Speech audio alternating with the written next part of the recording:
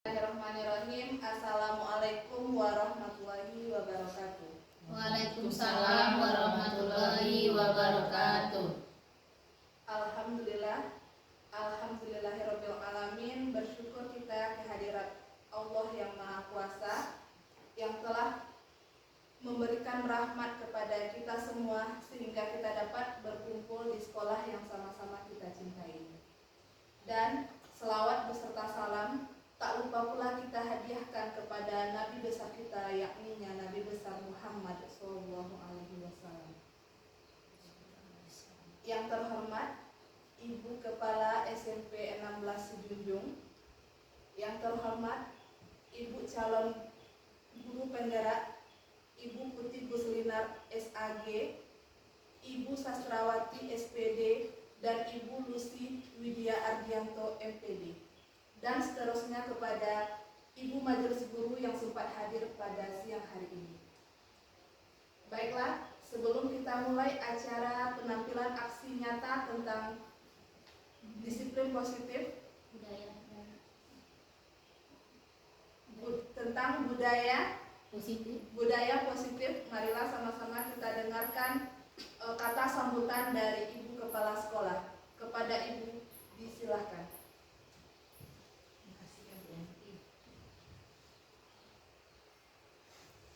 Terima kasih Ibu Moderator yang telah memberikan waktu kepada saya. Assalamualaikum warahmatullahi wabarakatuh. Waalaikumsalam warahmatullahi wabarakatuh. Yang selalu kami banggakan guru penggerak. Alhamdulillah pada angkatan ke-10 sukses 3 orang dari Ibu Guru SMP Negeri 16 Junjung. Itu merupakan sebuah kebanggaan dari sekolah.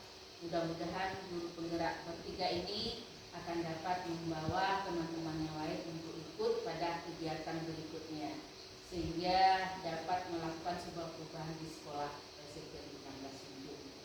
Kemudian yang sama kami hormati Ibu Guru yang telah sempat hadir di ruangan ini dalam rangka kita menyaksikan aksi nyata yang akan disampaikan oleh 3 orang guru penggerak di sekolah kita.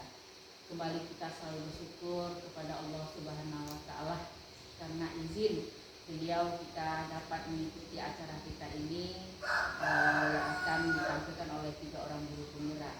Dan marilah kita selalu berselawat kepada Nabi kita Muhammad SAW dengan selalu mengucapkan Allahumma sholli ala Muhammad wa ala ali Muhammad. Karena beliau telah memberikan contoh teladan kepada umatnya yang membawa dari alam yang tidak punya ilmu pengetahuan ke alam yang punya ilmu pengetahuan yang sama-sama kita lihat dan juga sama-sama kita rasakan pada saat sekarang ini. Baiklah Ibu Guru Penggerak, saya sebagai pimpinan sekolah pada hari ini dan hari sebelumnya saya juga merasa bahagia bahwa Ibu Guru semua telah melewati langkah-langkah untuk mengikuti proses pada hari ini yang kesekian kalinya melaksanakan tugas walaupun berbagai tantangan dan rintangan yang Ibu jalani. Mudah-mudahan dengan niat yang ikhlas nanti akan dapat merubah proses pendidikan yang berlangsung di SMP Negeri 16 Junjung.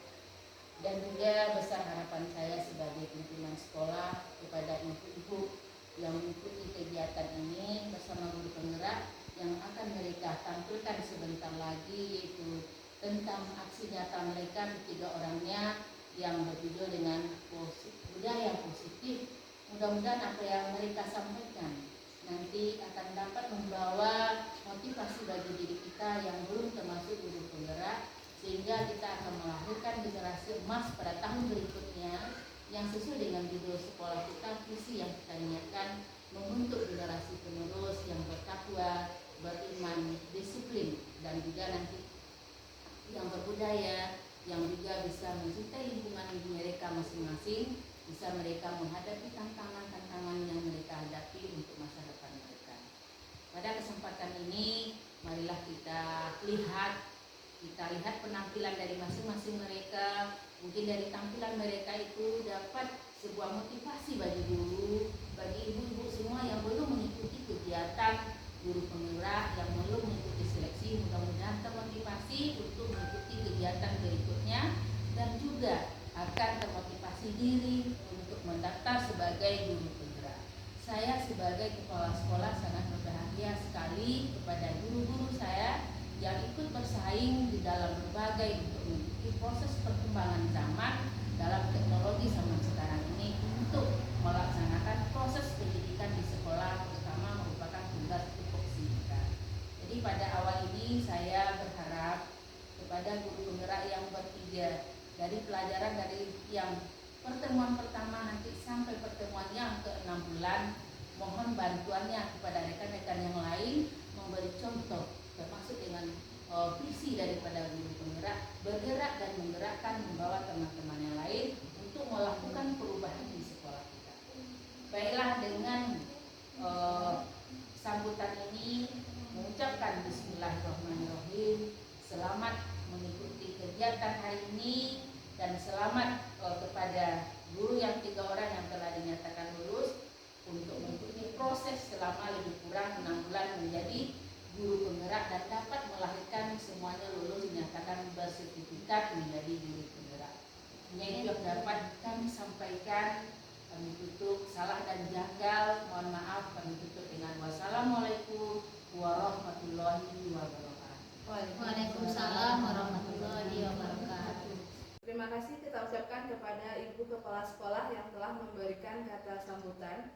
Acara selanjutnya, penampilan aksi nyata yang akan dibawakan oleh Ibu Rusi Widya Ardianto MPD. Kepada Ibu waktu dan tempat disilahkan. Bismillahirrahmanirrahim. Assalamualaikum warahmatullahi wabarakatuh. Waalaikumsalam warahmatullahi wabarakatuh. Yang terhormat Ibu Kepala SMP Negeri 16 Sijunjung, yang terhormat Ibu Wakil Kepala SMP Negeri 16 Sijunjung, dan yang terhormat ibu-ibu yang telah hadir pada presentasi aksi nyata modul 1.4. Dan terima kasih kepada Ibu Yenti yang telah memberikan kesempatan. Tak lupa saya ucapkan puji syukur kehadirat Allah Subhanahu wa taala yang telah memberikan kesehatan dan kesempatan saya hadir untuk presentasi hari ini, dan juga kepada kesehatan dan kesempatan kepada ibu-ibu yang telah hadir. Dan salam tak lupa pula kita aturkan kepada Nabi junjungan kita, yakni Nabi Muhammad SAW. Baik ibu-ibu, izinkan saya untuk mempresentasikan aksi nyata saya yang berjudul Budaya Positif. Baik ibu-ibu, sebelum kita mulai presentasi, mari kita ice breaking dulu. Ice breaking semangat.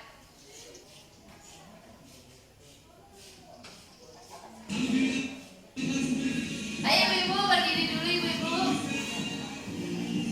Senam jalan di tempat ya ibu-ibu. Semoga dengan ini kita semangat nanti mengikuti presentasinya. Di depan, kemudian belakang, belakang kiri,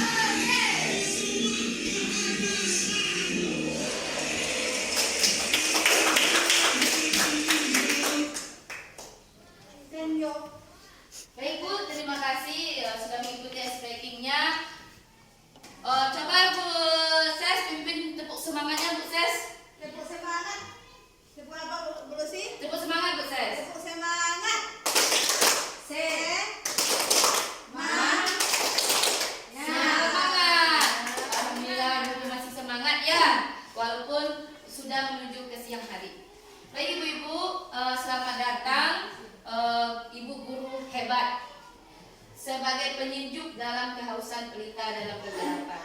Jadi ibu-ibu, mari kita bersama-sama belajar, bergerak, berkolaborasi, bersinergi dan saling mendukung, serta menguatkan agar dapat menuntun peserta didik dengan positif di SMP Negeri 16 Sijunjung yang kita cintai ini.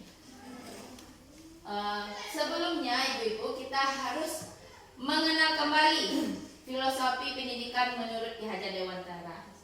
Di sini filosofi pendidikan kita yaitu pendidikan itu adalah menuntun kodrat pada anak agar selalu selamat dan bahagia. Pendidikan harus berpihak pada anak, tidak boleh statis, harus terus bergerak, harus terus dinamis ibu-ibu. Anak bukan tabula rasa, bukan kertas kosong yang dapat digambar oleh orang dewasa. Tentunya budi pekerti, keselarasan antara cipta, rasa, karya, dan karsa yang melatih kesadaran menjadi diri.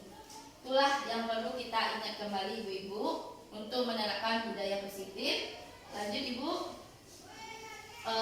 Selanjutnya filosofi pendidikan menurut Ki Hajar Dewantara itu ada 3 bagian. Yang pertama, ingatso suntoloyo, yaitu kita diharapkan sebagai di depan memberi contoh. Kita lah yang akan menuntun dan memberikan suri tauladan untuk peserta didik kita. Yang kedua, imadiun mangunkarso, yaitu di tengah membangun semangat. Kita yang memberikan semangat kepada peserta didik untuk selalu berproses ke arah yang lebih baik. Yang ketiga, tumuri handayani, yaitu di belakang memberi dukungan. Kita selalu dituntut untuk memberikan dukungan kepada peserta didik untuk mencapai keberhasilan pada dirinya, untuk meraih cita-citanya.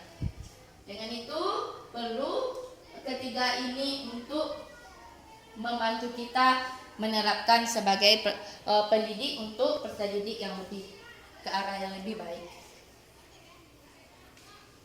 Selanjutnya, pendidikan itu diibaratkan tukang kebun.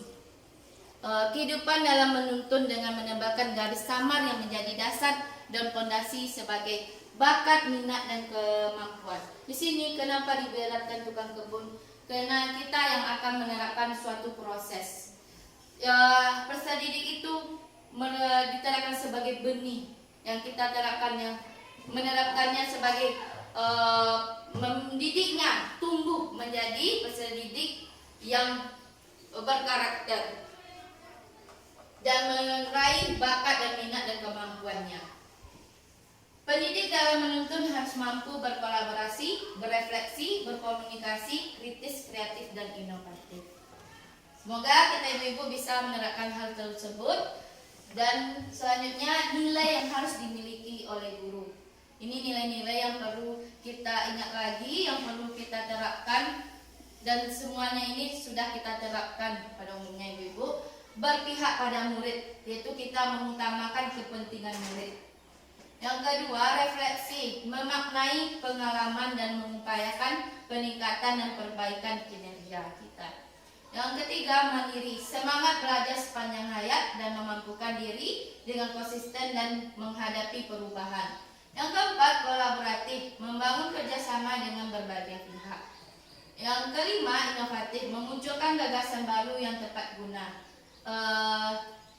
Kita kembalikan kepada diri ibu-ibu. Apakah semuanya sudah ibu-ibu terapkan kelima-limanya? Insya Allah sudah ya ibu-ibu. Mungkin kita perlu menembangkannya kembali. Pada umumnya ibu-ibu, ini adalah hal yang sangat sudah yang ibu terapkan. Lanjut. Sebelumnya untuk kita lanjut ibu, kita dengarkan dulu ini lagu Profil Pelajar Pancasila.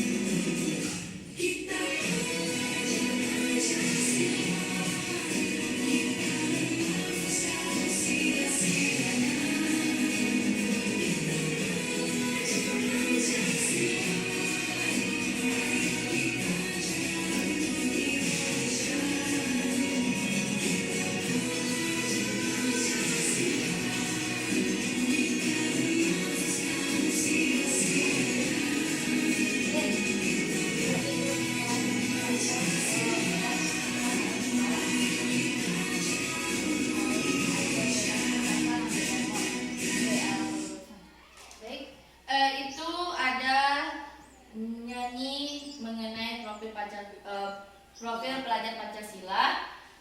Menurut ibu-ibu, Bu Ses, apa isi makna dari lagu ini? Setelah dilihat dari nyanyinya, di sini kami mengambil kesimpulan isi dari nyanyi tersebut adalah menghindari rasa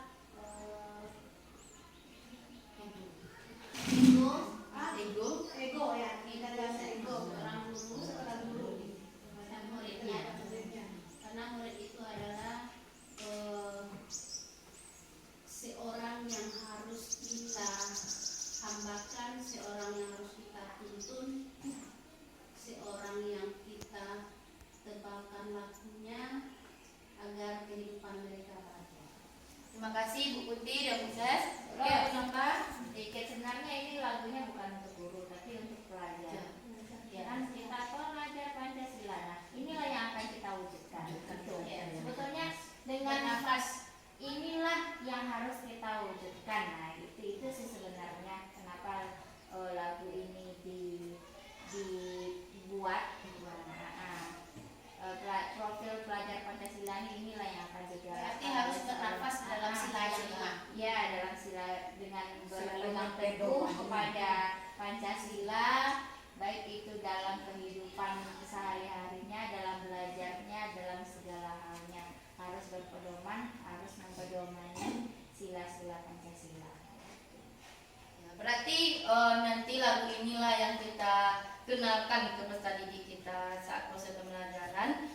Sebagai pendidik juga kita kenali sila-sila apa dari profil pelajar Pancasila ini yang akan kita gali pada peserta didik kita. Terima kasih Bu Nova, Bu Ses dan Bu Putih sudah menjabarkannya. Mungkin ada pendapat dari Bu Tin juga? Saya menambahkan saja, yaitu tadi Bu Nova sudah menyampaikan maknanya adalah mewujudkan pelajar yang cerdas dan berkarakter. Ya, terima kasih Bu Tin. Bu Susi? Saya menambahkan sedikit bahwa dalam mewujudkan siswa yang berprestasi gemilang, kita harus menerapkan nilai-nilai pada Pancasila, contohnya nilai ketuhanan yang Maha Esa, kemanusiaan, persatuan, kemudian gotong royong dan menciptakan keadilan bagi siswa kita. Nah, kita terapkan ini untuk membawa siswa kita ke karakter yang lebih baik, menciptakan prestasi gemilang bagi siswa kita dalam rangka menyukseskan program kurikulum mereka. Ya, terima kasih Bu Susi. Bu Rini? Terima kasih atas waktunya Ibu Lucy. Kalau menurut saya dari nyanyi tadi bisa diambil kesimpulan bahwa nyanyi tentang profil pelajar Pancasila ini adalah membawa siswa untuk kedepannya bagaimana mengenal sila-sila yang ada pada Pancasila tersebut. Terima kasih ya Ibu-ibu atas pendapatnya, dan itulah yang akan kita kenali lagi sebagai pendidik dan sebagai kita kenali lagi pada peserta didik. Ibu-ibu, penanaman budaya positif ada dalam bahasan ini ada 5 yang akan kita kenali. Yang pertama itu makna disiplin, teori kontrol, keyakinan kelas, 5 posisi kontrol, dan restitusi. Itu kita kenali apa itu disiplin. Belajar dan ikut mengontrol diri, menguasai diri, memilih tindakan yang mengacu pada nilai yang diyakini. Oke Bu, lanjut Bu. Yang kedua yaitu teori kontrol.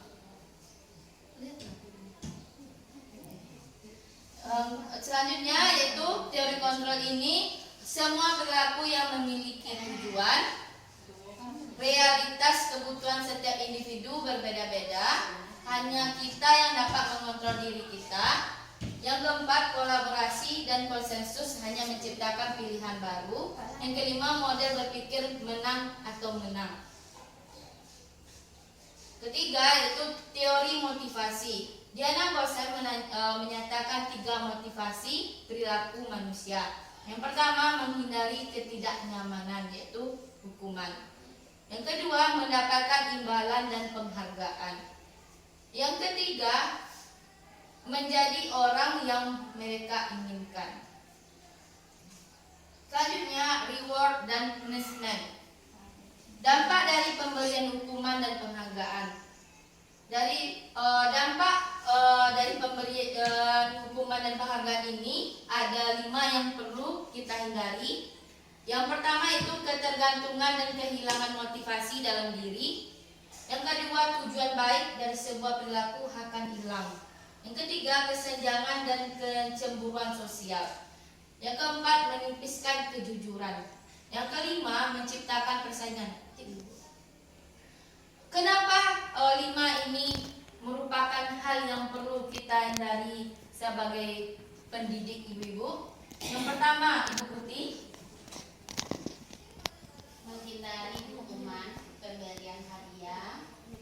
Jadi ini adalah memiliki dampak karena dengan adanya pemberian hadiah akan menyebabkan ketergantungan kepada peserta didik kita, kepada murid kita untuk kedepannya. Karena segala sesuatu yang mereka kerjakan, mereka menginginkan hadiah, baru mereka mau mengerjakannya. Oke, terima kasih Bu Putih. Bu Susi, yang nomor 2, tujuan baik dari sebuah perilaku akan hilang. Kenapa Ibu? Kalau misalnya Bu Isi, kalau kita hanya sering memberi rewards atau berupa hadiah, nah dia melakukan sesuatu hanya untuk mendapatkan hadiah, bukan untuk mencapai tujuan proses dari pembelajaran yang kita lakukan. Nah, kalau hal ini sering kita lakukan, dia akan timbul rasa ketergantungan. Apabila ada hadiah, dia bekerja. Kalau tidak ada hadiah, dia diam saja. Nah, itulah yang akan mematikan langkah kita, atau kita kurang bisa menggali potensi yang ada pada peserta didik. Terima kasih pendapatnya Bu Susi. Selanjutnya Bu Ses, nomor 3, kesenjangan dan kecemburuan sosial. Kenapa itu? Dengan adanya punishment, ya, atau reward tadi, siswa kita akan cemburu sosial, ada rasa cemburunya karena temannya mendapatkan hadiah, dia tidak mendapatkan. Kenapa temannya mendapatkan hadiah? Karena dia mendapatkan melebihi dari dia. Jadi ada rasa kecemburuannya. Selanjutnya Bu Rini, kenapa menipiskan kejujuran Bu ini? Karena di menipiskan kejujuran, kalau dia hanya peserta didik itu ingin mendapatkan reward atau mendapatkan hadiah, bagaimanapun caranya dia akan bekerja semaksimal mungkin, atau akan bagaimana cara mendapatkannya, dan akan menipiskan kejujuran karena dia tidak pasti akan ada kecurangan di sana. Terima kasih Bu Rini. Selanjutnya Bu Nova, menciptakan persaingan.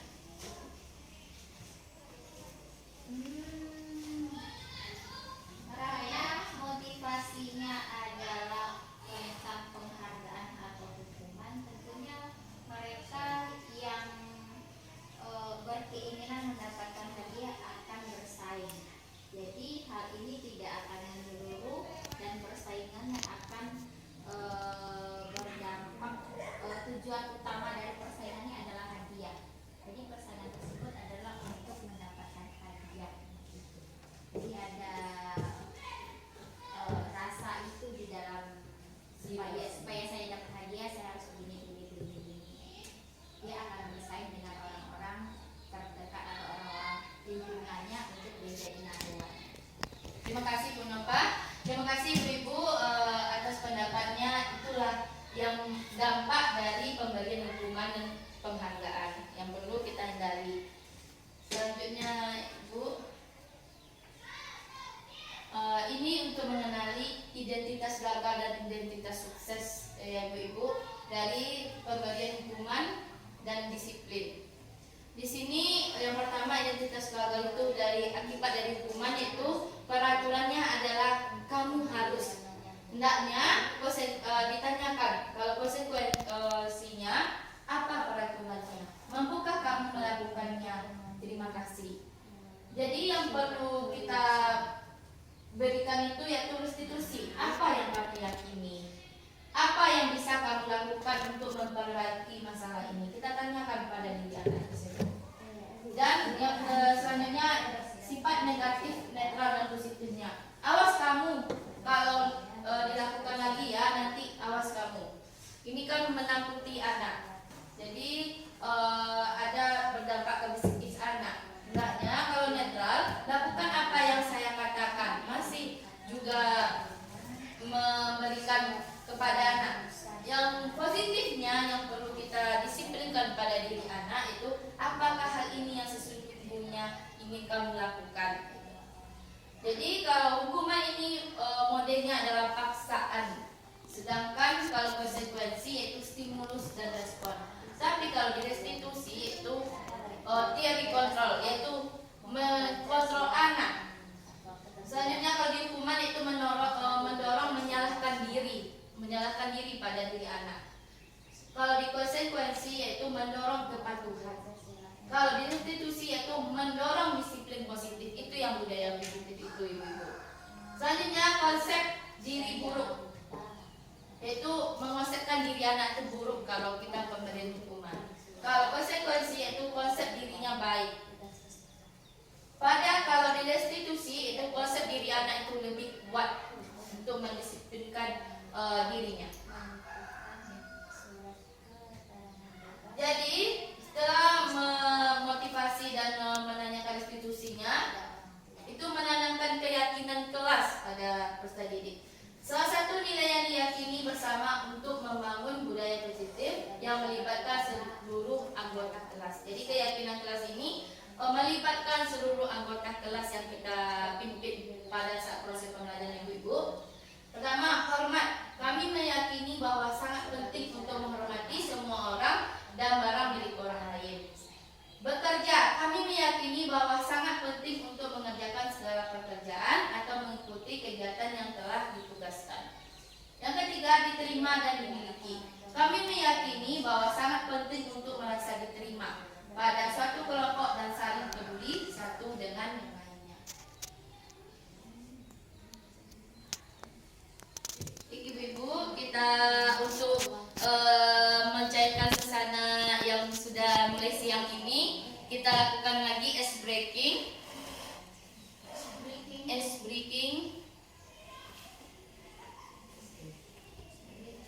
Kita lakukan ice breaking. Guru penggerak. Ya Bu, lanjut Bu.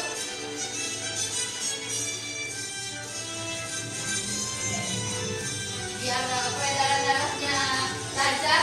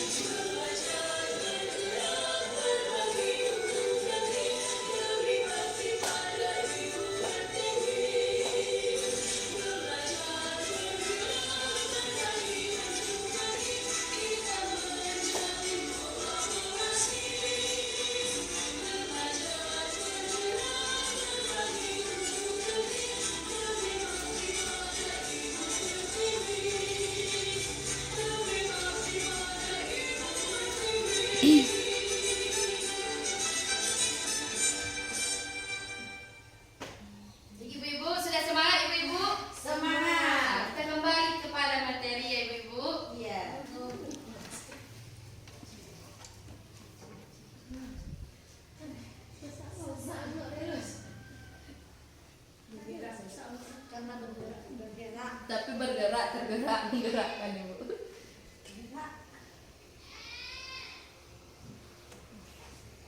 Selanjutnya kita mengenal 5 kebutuhan dasar manusia, Ibu.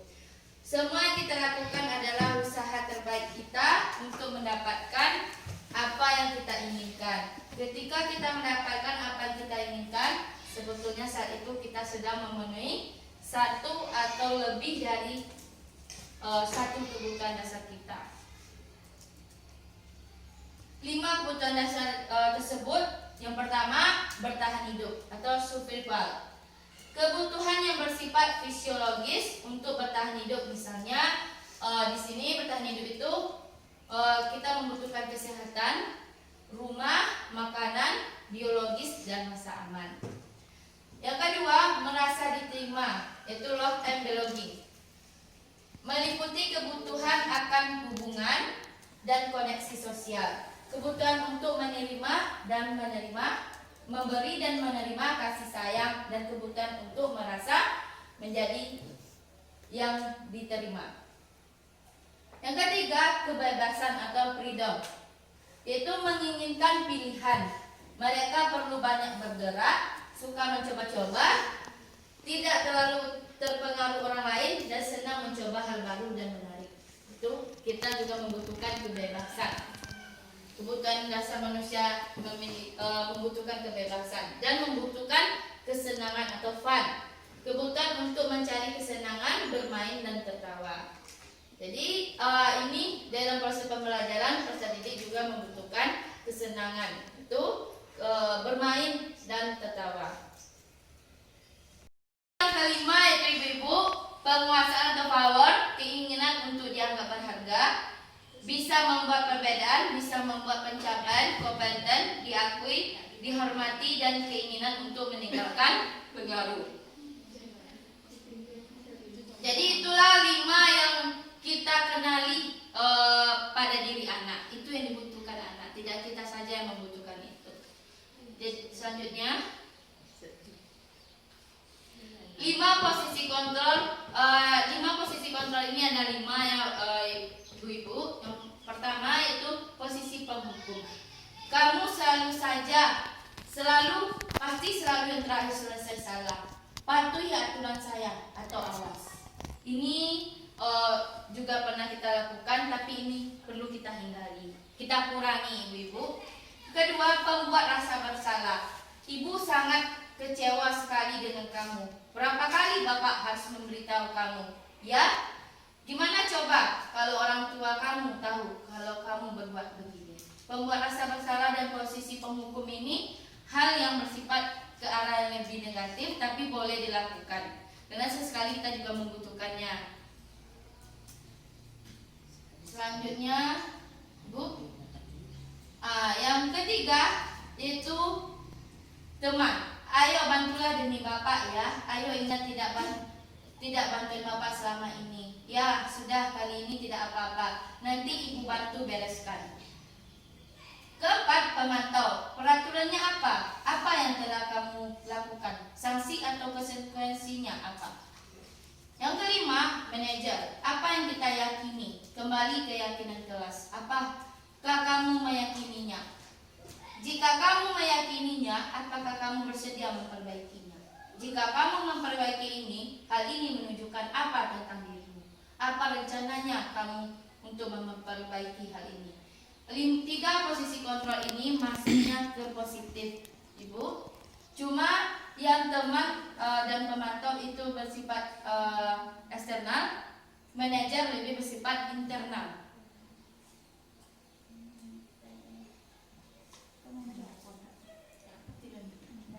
Menurut ibu-ibu dari kelima ini, mana yang perlu kita pakai atau kita tingkatkan?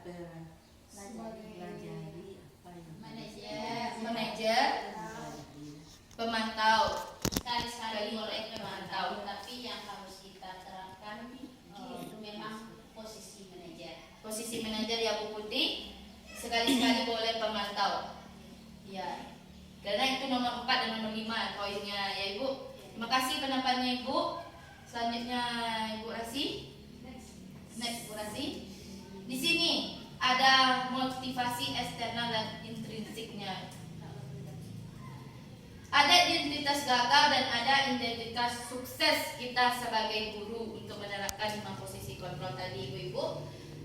Ini perilaku kontrol negatif, yaitu ada penghukum dan membuat rasa bersalah. Perilaku kontrol positifnya adalah teman dan pemantau. Kontrol diri yaitu pada diri anak itu sudah mampu dia mengontrol dirinya, itu manajer yang perlu kita tingkatkan. Di sini ada guru berbuat, menghardik, menunjuk-nunjuk, menyakiti atau menyindir, itu masuk ke penghukum. Berceramah, menunjukkan kekecewaan yang mendalam terhadap perilaku peserta didik, itu membuat orang merasa bersalah. Teman itu membuat alasan-alasan untuk murid-muridnya. Yang keempat, pemantau itu menghitung dan mengukur. Yang kelima, dari manajer itu mengajukan pertanyaan-pertanyaan.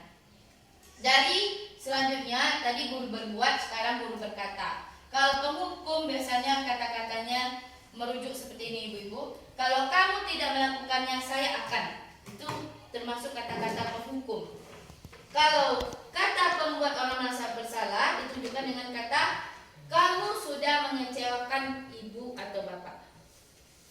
Kalau kata dari teman itu ditunjukkan dengan lakukan untuk bapak ibu. Ya, sudah, nanti bapak ibu bantu bereskan. Itu contoh dari guru berkata dalam bentuk kontrol teman. Selanjutnya dalam bentuk kontrol pemantau, yaitu apa peraturannya, apa konsekuensinya atau sanksinya jika kamu melakukan ini, apa yang telah kamu lakukan, apa yang terjadi sekarang. Itu masuk kepada kata pemantau. Yang kelima dari guru berkata dalam bentuk kontrol manajer, yang ini yang akan kita tingkatkan, ibu-ibu. Apa yang kita yakini, apa kamu meyakini hal-hal tersebut. Kalau kamu meyakininya, kamukah memperbaikinya? Kalau kami memperbaikinya, jadi kira-kira hal tersebut akan menggambarkan apa tentang dirimu. Itu contoh pernyataan yang kita berikan kepada peserta didik dalam bentuk kontrol diri manajer. Motivasi eksternal dan motivasi intrinsik dari hasilnya. Kalau hasil dari kita menyatakan pertanyaan penghukum itu memberontak atau penendam, menyalahkan orang lain, itu yang akan timbul pada peserta didik. Kalau pembuat rasa bersalah, menyembunyikan, menyangkal atau berbohong. Teman, ketergantungan. Pemantau, menyesuaikan bila diawasi. Kelima, manajer, menguatkan watak atau karakter pada peserta didik. Yang selanjutnya, murid berkata, saya tidak peduli. Kalau itu yang akan dinyatakan dari jika kita menyatakan sebagai penghukum. Kalau pembuat rasa bersalah, anak akan menyatakan, maafkan saya. Kalau dari posisi teman, peserta didik akan berkata, saya pikir bapak atau ibu teman saya. Kalau pemantau, saya akan dapat beberapa bintang kalau melakukan hal tersebut. Yang kedua, jika saya melakukan hal tersebut, saya akan mendapatkan apa? Ini kata yang akan jika timbul pada diri anak. Jika kita menerapkan manajer, ibu-ibu, bagaimana caranya agar saya bisa memperbaiki keadaan ini? Kan timbul dari peserta didik. Dia tahu bagaimana dia mengontrol dirinya, memperbaiki keadaan ini. Kedua, saya akan memperbaiki masalah ini dengan apa? Jadi kita bawakan kepada diri anak itu, dia sadar bahwa dia itu melakukan sesuatu hal tanpa menyalahkannya. Ini ibu. Dari dampak pada murid, jika kita membawakan penghukum, mengulangi kesalahan berulang kali, pelaku menjadi agresif. Jika pembuat rasa bersalah kita terapkan, rendah diri, merasa gagal dan tidak berharga. Jika kita membawakannya kepada teman, tergantung, tidak mandiri dan tidak bisa memutuskan. Kepada pemantau, menitik beratkan pada dampak pada diri sendiri, mendapatkan hadiah dan mendapatkan hukuman. Itu jika perilaku pemantau kita terapkan. Selanjutnya, kontrol diri manajer jika kita terapkan, anak akan dampaknya pada anak itu mengevaluasi diri bagaimana menjadi diri yang lebih baik. Kaitan dengan dunia yang berkualitas. Kalau penghukum, murid meletakkan guru di luar dunia berkualitas. Pembuat rasa bersalah, murid meletakkan guru di dalam dunia yang berkualitas. Teman, murid meletakkan guru sebagai orang penting dalam dunia berkualitas. Jika pemantau kita terapkan, murid meletakkan guru peraturan di dunia berkualitas. Jika kita menerapkan manajer, murid meletakkan dirinya sebagai individu yang positif dalam dunia yang berkualitas. Jadi selanjutnya ibu-ibu itu 5 posisi kontrol tadi, ada 5.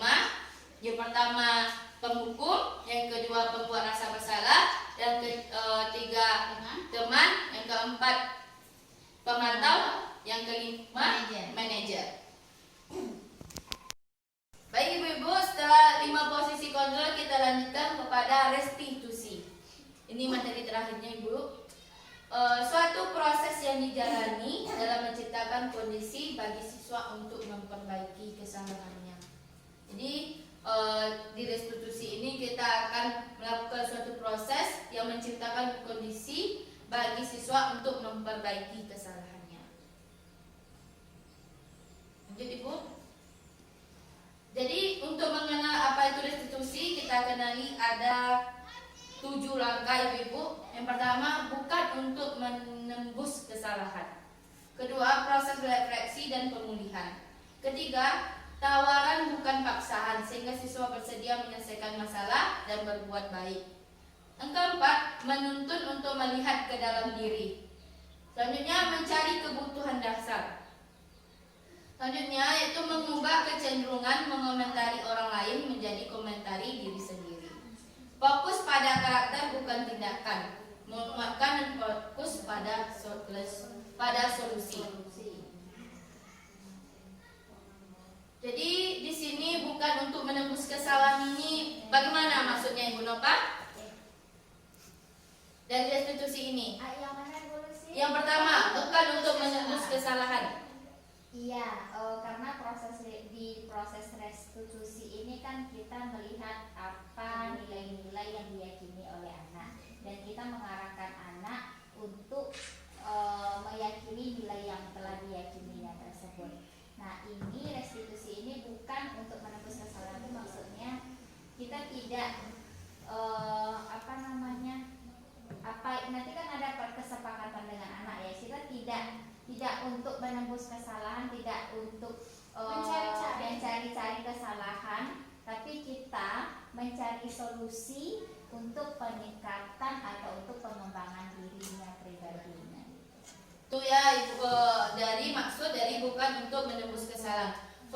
Proses refleksi dan pemulihan. Bagaimana itu menurut pendapat Bu Putih? Refleksi berarti kita mengintrospeksi diri kita kembali. Berarti dengan adanya proses refleksi nanti dan pemulihan, anak akan bisa untuk mengintrospeksi dirinya dengan tujuannya tadi sudah, yang pertama itu tidak mencari-cari kesalahannya. Jadi kita beri dia pengertian sehingga dia bisa merefleksi untuk pemulihan dari diri anak yang sedang mengalaminya. Bu Ses, yang ketiga, tawaran bukan paksaan sehingga siswa bersedia menyelesaikan masalah dan berbuat baik. Tawaran yang kita berikan. Tawaran Bukan paksaan. bukan paksaan, kita ajak anak dengan baik, dengan tidak memaksa dia, Menyelesaikan masalah. kita beri arahan. Itu ya langkah-langkah untuk yang ketiga, Jadi yaitu dia pilihan. pilihannya Ibu.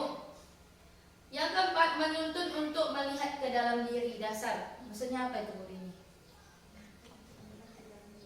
Menuntut untuk melihat ke dalam diri, maksudnya kita berikan anak itu sebuah arahan atau motivasi, dia akan mencari solusinya itu terlebih dahulu. Kita hanya sebagai menuntun mereka. Terima kasih Bu Rini. Yang kelima, mencari mencari kebutuhan dasar, Bu Susi? Mencari kebutuhan dasar di sini kita arahkan anak ibu supaya dia mengenal tentang apa yang ada di dalam dirinya atau mengenal dari dirinya. Kita ajak anak untuk mengenal kemampuan yang dia miliki, kemudian setelah dia kenal dengan apa yang dia inginkan, mengenal kemampuannya, nah baru kita arahkan. Terima kasih Bu Susi. Selanjutnya Bu Tin, mengubah kecenderungan mengomentari orang lain menjadi mengomentari diri sendiri. Fokus pada karakter bukan tindakan. Untuk menguatkan dan fokus pada solusi, Bu Putih. Ya. Jadi dalam hal ini kita mencarikan solusi-solusi atas kesalahan-kesalahan yang diperbuat oleh anak, bukan mempermasalahkan apa yang sudah diperbuat, tapi solusi yang akan kita carikan. Terima kasih Bu Putih dan Ibu-Ibu atas tanggapannya. Itulah bagian-bagian restitusi yang akan kita tingkatkan dan akan kita terapkan, Ibu-Ibu. Selanjutnya Bu Rasi.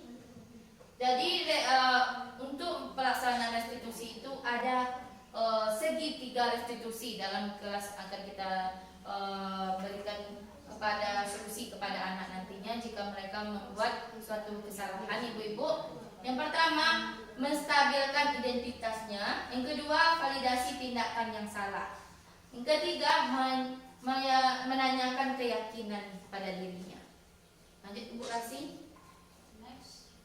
Jadi untuk menstabilkan identitas ini kepada anak, prosesnya yaitu proses yang dapat membantu anak untuk tenang kembali pada suasana hati yang baik.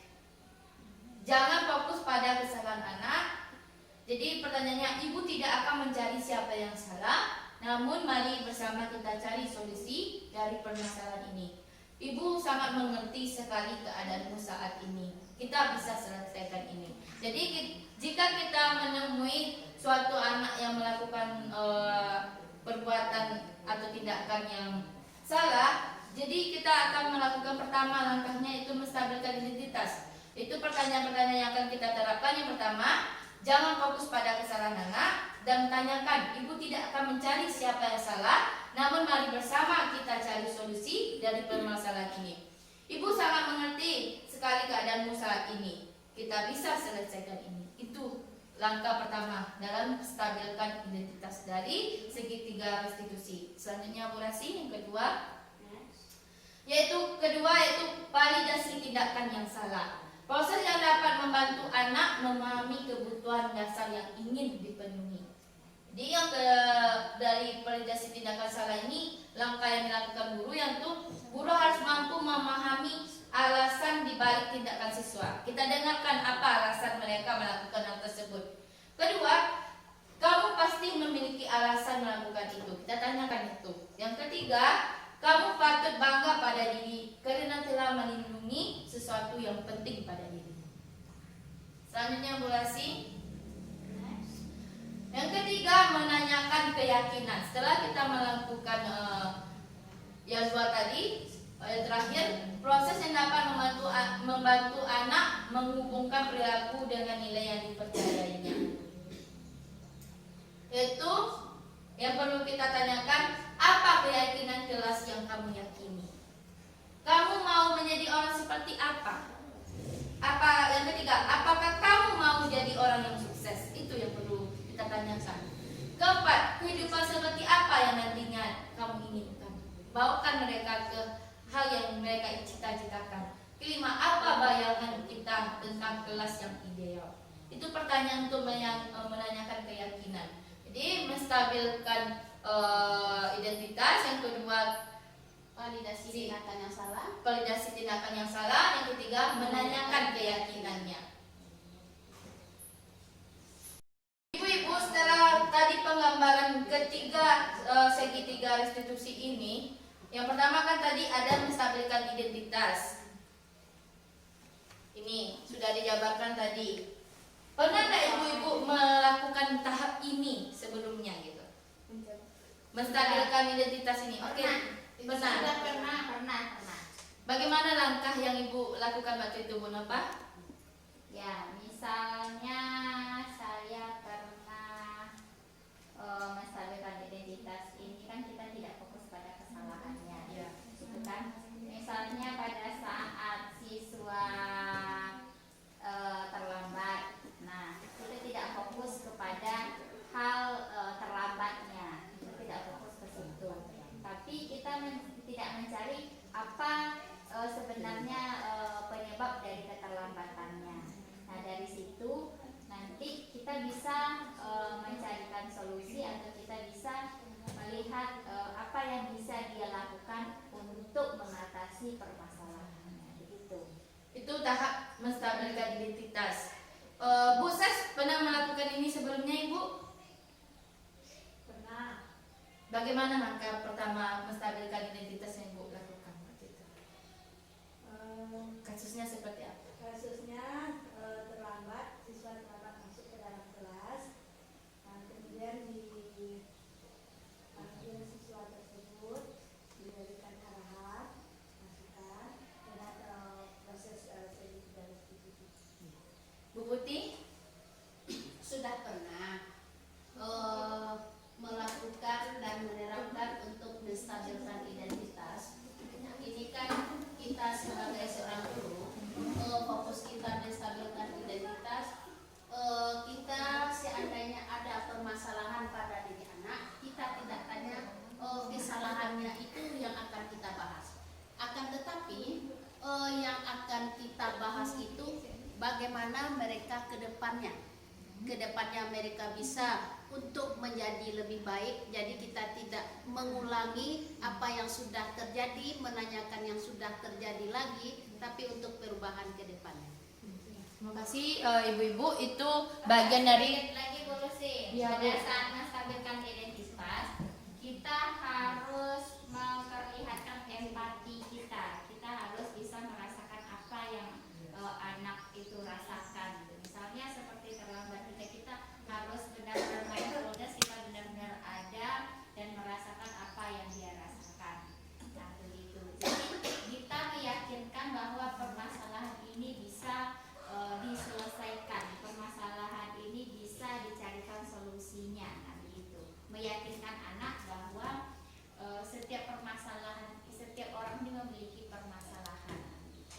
Terima kasih Bu Nova. Itu bagian dari menstabilkan identitas Ibu-ibu. Sudah banyak langkah-langkah yang telah kita lakukan sebelumnya. Selanjutnya, setelah kita menstabilkan identitas itu ada validasi tindakan yang salah. Apa langkah-langkah Bu Nova lakukan saat ini? Validasi tindakan salah setelah menstabilkan identitas tadi.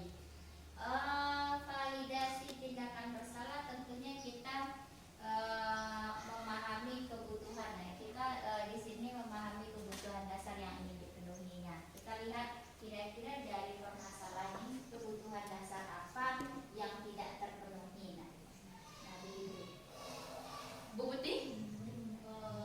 Ya ditambahkan sedikit ya. Kita mencari solusi berarti ya dalam hal ini untuk memvalidasi tindakan yang salah. Jadi kita bisa untuk mencontohkan juga kepada diri kita mengapa hal ini terjadi. Seandainya di posisi ibu-ibu juga akan melakukan, sehingga mereka kedepannya itu menyadari atas tindakan yang sudah mereka perbuat.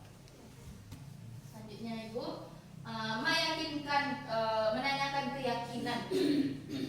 Oke Bu Nova, tadi kan ada 2 tahap Bu Nova lakukan, yang ketiganya lagi. Ya. Terus setelah kita validasi tindakan yang bersalahnya di mana, setelah kita lihat apa yang menjadi titik dari permasalahan tersebut, tentunya kita langsung ke keyakinan nilai-nilai kebajikan yang dia yakini. Misalnya dalam terlambat tadi itu, nanti kita tanyakan apakah di kelas kamu ada keyakinan kelasnya, misalnya ada berapa kita datang tepat pada waktunya. Nah,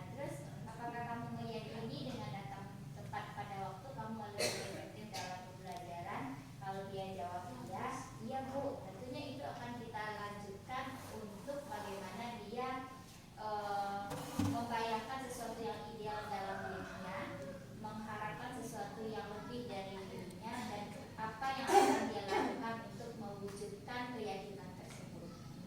Ya, terima kasih. Itulah 3 langkah restitusi yang telah Ibu lakukan.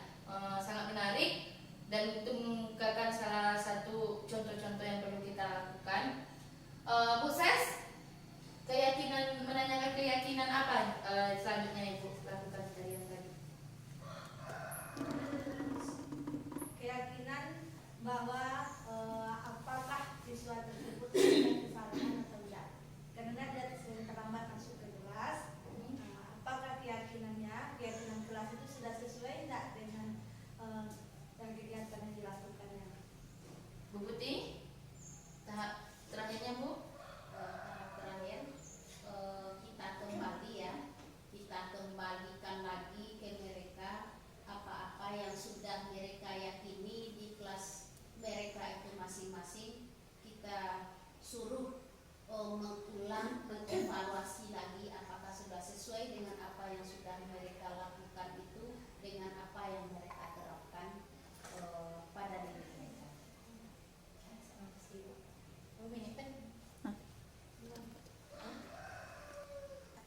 Baik Ibu-Ibu, tadi sudah dijabarkan kelima budaya positif yang perlu ditanamkan yang kita kembangkan kembali. Yang pertama itu mana disiplin. Apa itu mana disiplin tadi Bu Putih?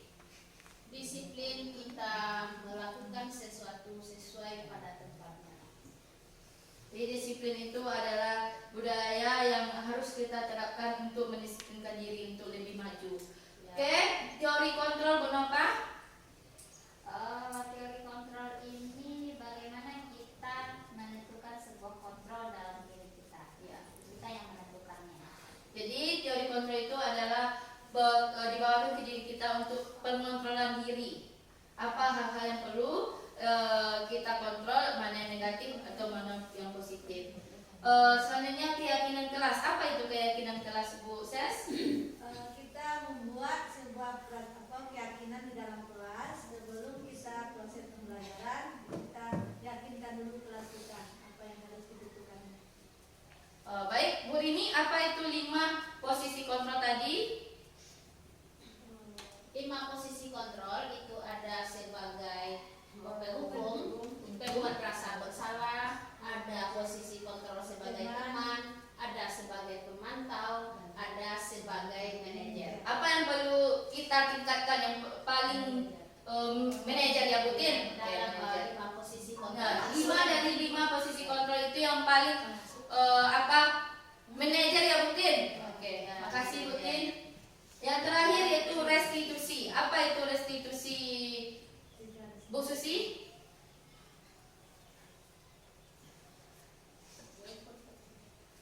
Bu Nova? Segitiga restitusi. Restitusi itu adalah sebuah cara sebenarnya, sebuah cara untuk meyakinkan sebuah keyakinan yang baik kepada siswa. Berarti di restitusi ini ada 3 langkah tadi. Yang pertama apa Ibu-Ibu? Menstabilkan identitas. Yang kedua Validasi kegiatan yang salah. Habis itu Yang ketiga ketiga, menanyakan keyakinan. menanyakan keyakinan. Itulah topik bahasan kita hari ini. Terima kasih Ibu-Ibu telah mau ikut serta dalam aksi nyata saya di modul 1.4 ini. Baik Ibu-Ibu, itulah hasil presentasi saya. Jika ada kesalahan atau kekurangannya mohon maaf. Saya ucapkan terima kasih. Assalamualaikum warahmatullahi wabarakatuh. Waalaikumsalam.